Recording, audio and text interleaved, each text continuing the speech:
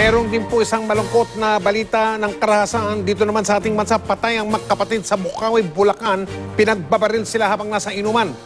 Ayon sa kanilang kapatid na isang pare, nakikisaya sa isang karawan ng mga biktimang sina Ferdinand De Jesus at Ernesto De Jesus nang sila'y pagbabarilin na sospek na kasama raw ng ibang grupo naman na nagiinuman.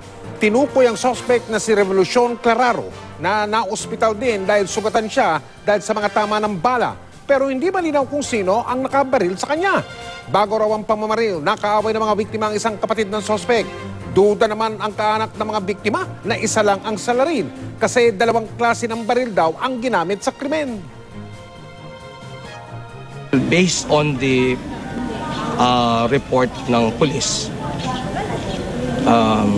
homicide. But I think it must be double murder. We're thinking dalawang suspects or maybe more. Siyempre nakakawala yun.